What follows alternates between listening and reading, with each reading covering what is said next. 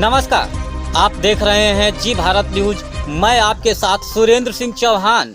भारत की तमाम बड़ी खबरों के लिए बने रहें हमारे साथ। आइए रुख करते हैं इस वक्त की बड़ी खबर की ओर।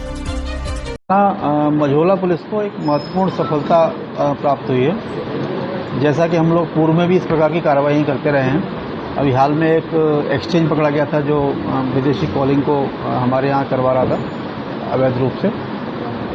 आज एक थाना मझौला क्षेत्र में एक कॉल सेंटर पकड़ा गया है जो लोगों को फर्जी तरीके से लोन देने का झांसा देके और उनसे पैसे ऐंठते थे।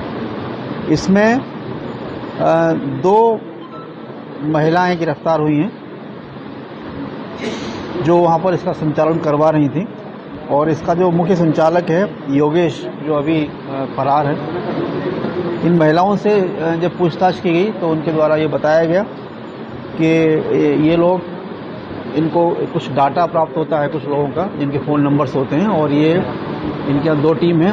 एक उन ग्राहकों से संपर्क करते हैं, उनको पूछते हैं कि क्या आपको लोन की आवश्यकता है, और जो लोग इच्छा जाहिर करते हैं उनको दूसरा इनका जो पेमेंट सेक्शन है उसको उनको रेफ़र किया जाता है। पहला सेक्शन इनसे डॉक्यूमेंट्स मांगता है।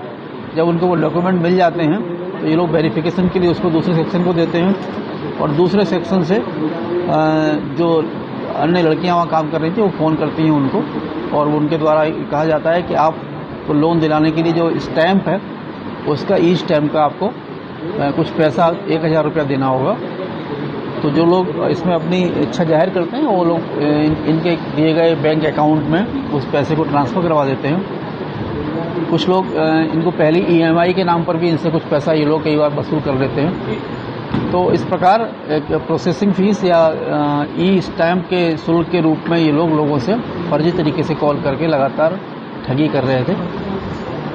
इससे और पूछताछ के दौरान पता चला कि इनको एक काव्येंद्र पुत्र रामकुमार, ये थाना ठाकुरद्वारा क्षेत्र के रहने वाले हैं, और इनका भांजा नमन, ये दोनों मिलके ये डाटा इनको प्रोवाइड कराते थे, और उस डाटा पर ही इनके कॉल सेंटर से फ़ोन किया जाता था।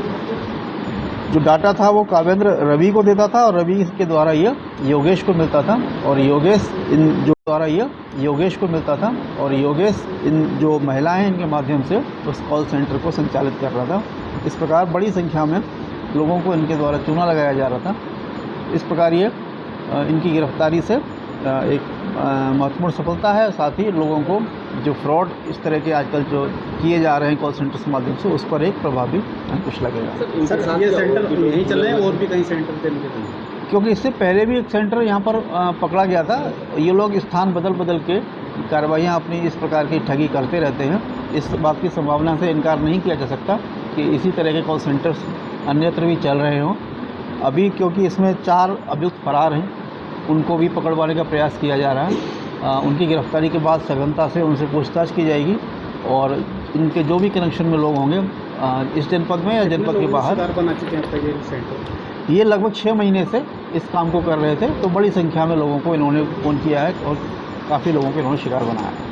सर, ये लोन दिलाने के नाम पर करते थे या उनकी KYC करते? लोन दिलाने के नाम पर होता था वो, बाकी इनका प्रोसेस था कि उनसे KYC मांगते थे, और उनको उनकी KYC वेरिफिकेशन के बाद उनको ये ई स्टैम्प के लिए उनको मैसेज भेजते थे, QR कोड भेजते थे वो, और QR कोड को इनके पास कोई सॉफ्टवेयर की सहायता से ये जब QR कोड को कोई स्कैन करता था तो उसको ये दिखाई पड़ता था कि ये वास्तव में उसी के नाम से स्टैम्प खरीदा गया है। इस प्रकार ये इनके द्वारा फ्रॉड किया जा रहा था। ठीक है।